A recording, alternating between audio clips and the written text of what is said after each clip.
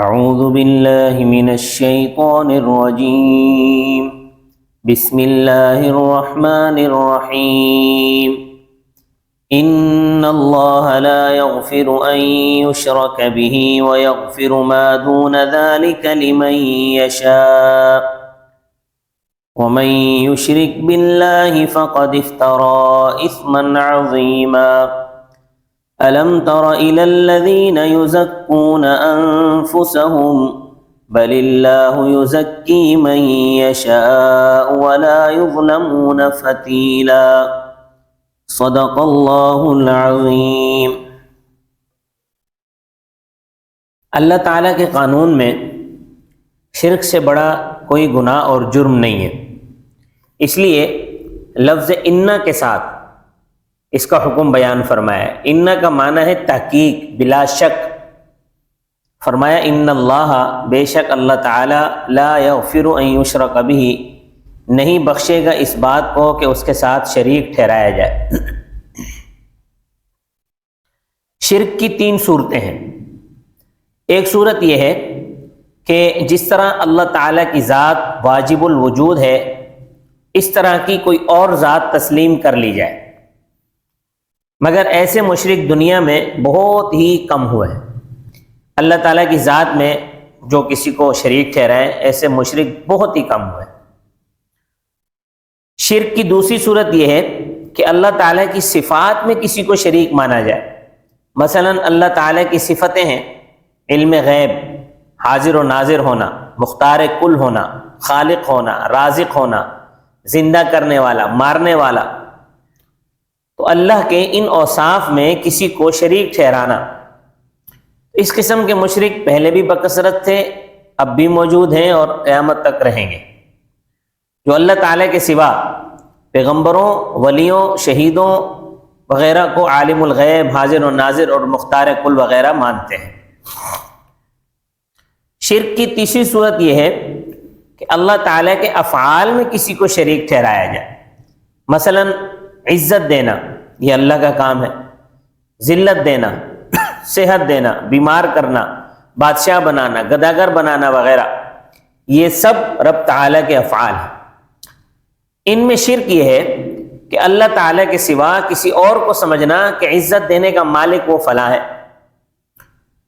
ذلت دینے کا مالک وہ فلاں ہے، یا بادشاہ وہ فلاں بناتا ہے، گداگر وہ فلاں بناتا ہے، یا فلاں بیمار کرتا ہے۔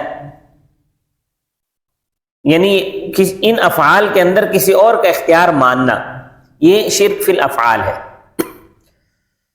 حالانکہ نہ تو اللہ تبارک و تعالیٰ کی ذات میں کوئی شریک ہے، اور نہ اللہ کی صفات میں کوئی شریک ہے، اور نہ اللہ کے افعال میں کوئی شریک ہے۔ اللہ تعالیٰ اپنی ذات میں، اپنی صفات میں، اپنے افعال میں وحدہ لا شریک لہ ہے۔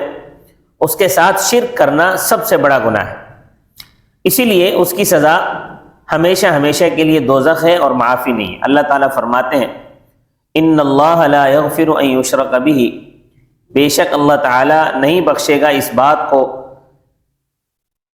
کہ اس کے ساتھ شریک ٹھہرایا جائے۔ نہ فرشتوں میں اس کا کوئی شریک ہے، نہ پیغمبروں میں اس کا کوئی شریک ہے، نہ ولیوں میں اس کا کوئی شریک ہے، نہ شہیدوں میں، نہ اماموں میں۔ ہاں البتہ یہ ہے کہ ہر ایک کا اپنا ایک الگ مقام ہے، وہ اپنی جگہ پر موجود ہے، مگر اللہ اللہ ہے۔ اللہ سے نہ کوئی بڑھ کر ہے، مرتبے میں، شان میں۔ ولی اپنی جگہ پر ہیں، پیغمبر اپنی جگہ پر ہیں، پیغمبر کی اپنی شان ہے، اپنا ان کا مقام ہے، اپنا رتبہ ہے، مگر اللہ تعالیٰ کا کوئی ان میں سے شریک نہیں ہے۔ تو فرمایا شرک کی معافی نہیں ہے۔ وَيَغْفِرُ مَا دُونَ ذَلِكَ لِمَن يَشَاءُ، اور بخش دے گا اس گناہ کو جو شرک کے علاوہ ہے، جس کے لیے اللہ چاہے گا اس کو بخش دے گا، مجبور اللہ نہیں ہے۔ پھر اس میں بھی اس کی مرضی ہے، چاہے پہلے قدم پر معاف فرما دے، چاہے کچھ دیر دوزخ میں رکھ کر پھر معاف فرما دے۔ بہرحال شرک جس نے نہیں کیا ہوگا تو کوئی نہ کوئی وقت ایسا آئے گا کہ اللہ اس کو معاف کر دے گا، مگر جس نے شرک کیا ہوگا اس کی معافی نہیں ہے، کیونکہ شرک کو قطعاً معاف نہیں کیا جائے گا۔ فرمایا وَمَن یُشْرِک بِاللَّهِ، اور جس نے اللہ تعالیٰ کے ساتھ شریک ٹھہرایا، فَقَدِ افْتَرَىٰ اِثْمًا عَظِیمًا، اس نے باندھا بہت بڑے گناہ کا افطرا۔ کیونکہ شرک بہت بڑا گناہ ہے۔ حضرت صلی اللہ علیہ وسلم سے سوال کیا گیا ای الذنب اعظم، حضرت یہ بتاؤ کہ بڑا گناہ کون سا ہے؟ آپ صلی اللہ علیہ وسلم نے فرمایا ان تجعل للہ ندا وهو خلقک، یہ کہ تو اللہ تعالیٰ کا شریک بنائے حالانکہ اللہ تعالیٰ نے تجھے پیدا کیا ہے۔ تو فرمایا، پوچھا کہ حضرت شرک کے بعد کون سا بڑا گناہ ہے؟ تو فرمایا حقوق العباد میں والدین کی نافرمانی بہت بڑا گناہ ہے۔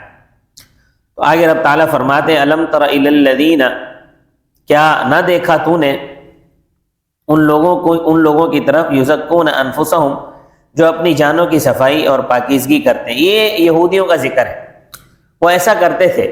چھٹے پارے میں اس کا ذکر تفصیل سے آئے گا انشاءاللہ تعالی۔ یہود نے کہا نحن ابناء اللہ و احباؤ، ہم اللہ تعالیٰ کے بیٹے ہیں اور اللہ کو محبوب ہیں، حالانکہ اللہ تعالیٰ کا نہ بیٹا ہے نہ بیٹی ہے، کیونکہ وہ لم یلد ولم یولد ہے۔ نہ رب تعالیٰ نے کسی کو جنا ہے اور نہ رب تعالیٰ کو کسی نے جنا ہے، نہ اس کے ماں باپ ہیں، نہ دادا دادی ہیں، نہ نانا نانی ہے، نہ بیٹا بیٹی ہے۔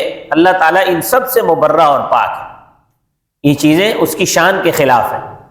بخاری شریف میں حدیث قدسی ہے، اللہ تعالیٰ فرماتے ہیں یسبنی ابن آدم ولم یکن لہ ذالک، کہ آدم کا بیٹا یعنی انسان مجھے گالیاں دیتا ہے حالانکہ مجھے گالیاں دینے کا اسے کوئی حق نہیں۔ گالیاں کس طرح دیتا ہے؟ فرمایا یدعو لی ولدا، میری طرف اولاد کی نسبت کرتا ہے، یعنی اللہ تعالیٰ کی طرف اولاد کی نسبت کرنا یہ اللہ تعالیٰ کو گالی دینا ہے۔ جس طرح ہم میں سے کسی کی ثابت النسب بیٹا ہو یا بیٹی ہو، اس کے متعلق کوئی یہ کہہ دے کہ یہ تیرا بیٹا نہیں ہے، یہ تیری بیٹی نہیں ہے، تو یہ تو ہمارے لیے گالی ہے۔ کہنے والے کو 80 کوڑے کی سزا رکھی ہے شریعت میں۔ اسی طرح اگر کوئی آدمی کسی کو حرامی کہے یا زانی کہے یا لوتی کہے تو اس کو 80 کوڑے پڑیں گے، اور یہ ایسی سزا ہے کہ لاکھ مرتبہ توبہ کرنے سے بھی یہ سزا معاف نہیں ہوتی، کوڑے پڑیں گے، کیونکہ قرآن پاک کا حکم ہے۔ اور حدیث قدسی کے یہ الفاظ بھی ہیں کذبنی ابن آدم ولم یکن لہ ذالک، آدم کا بیٹا مجھے جھٹلاتا ہے حالانکہ مجھے جھٹلانے کا اس سے کوئی حق نہیں ہے۔ جھٹلاتا کس طرح ہے؟ کہتا ہے کہ لن یعیدنی، قیامت نہیں آئے گی۔ تو جو شخص یہ کہتا ہے کہ قیامت نہیں آئے گی تو معاذ اللہ وہ اللہ تعالیٰ کو جھوٹا قرار دیتا ہے، کیونکہ اللہ تعالیٰ فرماتے ہیں قیامت ضرور آئے گی۔ تو اس میں کوئی شبہ نہیں۔ تو یہودی اپنے آپ کو پاکیزہ کہہ کر اللہ تعالیٰ کے بیٹے اور محبوب ہیں کہہ کر اپنی پاکیزگی بیان کرتے ہیں۔ اللہ تعالیٰ فرماتے ہیں بل اللہ یزکی من یشاء، بلکہ اللہ تعالیٰ ہی پاک کرتا ہے جسے چاہتا ہے۔ اب بندہ اپنی جگہ خود ہی پاک صاف بنتا پھرے تو اس کی کوئی حقیقت نہیں ہے۔ حقیقت تو وہ ہے کہ حقیقی معنی وہی ہے کہ جو اللہ تعالیٰ جس کو پاک کرے۔ ولا یظلمون فتیلا، اور ان پر دھاگے کے برابر بھی ظلم نہیں کیا جائے گا۔ یہ فتیل اس دھاگے کو کہتے ہیں جو کھجور کی گٹھلی کی نالی کے درمیان میں ہوتا ہے، اور جو گٹھلی جب خشک ہوتی ہے تو گٹھلی کے خشک ہونے پر وہ دھاگا ظاہر ہوتا ہے۔ عرب میں کسی شے کی قلت کو بیان کرنے کے لیے فتیل کا لفظ بولا جاتا تھا کہ فلاں کے پاس فتیل بھی نہیں ہے، جس طرح ہم کہتے ہیں نا کہ فلاں کے پاس تنکا بھی نہیں ہے، اس طرح عرب میں کہتے تھے فلاں کے پاس فتیل بھی نہیں ہے۔ اسی طرح لفظ نقیر ہے، نقیر کا لفظ بھی اسی رکوع میں آگے آ رہا ہے۔ نقیر کہتے ہیں کھجور کی گٹھلی کے پیٹ میں ایک چھوٹا سا نقطہ ہوتا ہے جس کے ذریعے سے کھجور کا پودا درخت اگتا ہے۔ تو عربی لوگ قلت بیان کرنے کے لیے یہ لفظ بولتے تھے، نقیر کہتے تھے ما یملک من نقیر، کہ فلاں نقیر کا بھی مالک نہیں ہے۔ اسی طرح ایک لفظ قطمیر، قطمیر اس چھلکوں کو کہتے ہیں جو کھجور کی گٹھلی کے اوپر ہوتا ہے، بالکل باریک سا پتلا سا۔ اس کا ذکر انشاءاللہ 22ویں پارے میں آئے گا۔ جن کو یہ لوگ اللہ تعالیٰ کے سوا حاجت روا اور مشکل کشا سمجھتے ہیں، ما یملکون من قطمیر، تو وہ تو کھجور کی گٹھلی کے اوپر جو باریک سا ایک دھاگا ہوتا ہے، پردہ ہے، اس کے بھی گٹھلی کے اوپر جو ایک باریک سا پردہ ہے وہ تو اس کے بھی مالک نہیں ہے۔ تو یہاں فرمایا کہ کسی پر دھاگے کے برابر بھی ظلم نہیں کیا جائے گا۔